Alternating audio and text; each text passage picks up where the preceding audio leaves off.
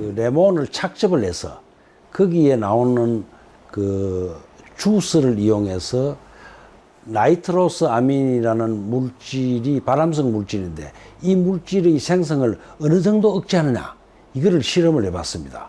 실험을 해본 결과 레몬 주스가 약 50% 내지 70% 나이트로스 아민이라는 물질의 생성을 억제시키더라 하는 것을 발견하게 됐습니다. 근데 이거는 50 내지 70%라는 것은 굉장한 결과입니다. 그렇다면 발암물질 생성 억제에 도움이 되는 레몬 속 페놀 화합물을 제대로 섭취하려면 어떻게 해야 할까?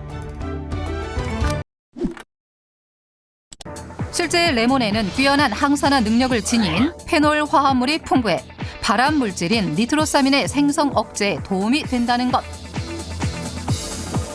이 외에도 레몬이 암 예방에 도움이 된다는 다양한 연구 결과들을 확인할 수 있었다. 그렇다면 발암물질 생성 억제에 도움이 되는 레몬 속 페놀 화합물을 제대로 섭취하려면 어떻게 해야 할까? 인터넷상에는 차가운 물은 물론 미지근한 물, 뜨거운 물까지 다양한 방법이 존재했는데 특명 발암물질 생성 억제를 위한 최적의 레몬물 온도를 찾아라. 각 온도별 레몬물의 발암물질 억제 능력을 시험해보기로 했다. 레몬 속 페놀 화합물은 항산화 성분이거든요. 그래서 레몬물의 온도별 항산화 능력을 시험해볼 계획입니다. 같은 레몬을 냉장 보관 온도인 10도, 우리 체온과 같은 37도, 그리고 80도 이상의 뜨거운 물에 넣어 항산화 능력을 살펴보기로 한 것. 과연 그 결과는 어떻게 나왔을까? 일단 온도에 따라 레몬물의 항산화 능력의 차이가 나는 것으로 나타났습니다. 그중 가장 높은 항산화치를 기록한 것은 80도의 레몬이었고요.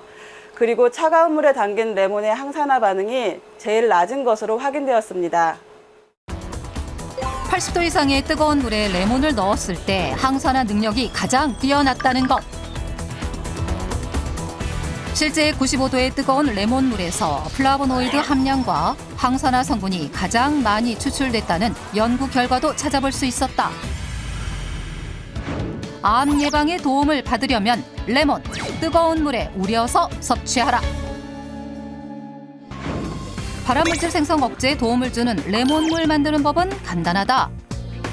먼저 레몬을 깨끗하게 세척해주면 되는데 레몬은 껍질째 활용하기 때문에 베이킹소다로 잘 문질러준 다음 흐르는 물에 씻어내고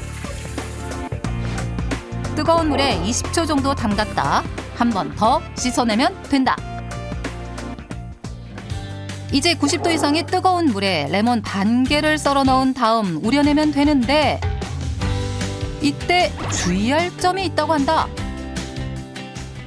물을 섭취할 때는 뜨거운 물보다는 체온과 가장 비슷한 40도 전후의 따뜻한 물을 섭취하는 것이 체내 흡수율을 높일 수 있습니다. 그렇기 때문에 뜨거운 물 500ml에 레몬 반 개를 넣은 후 우리 체온과 비슷한 따뜻한 물이 될 때까지 기다렸다가 드시면 됩니다. 뜨거운 물에 레몬을 넣은 다음 30분 정도 기다렸다 체온과 비슷한 온도가 되면 섭취하면 된다.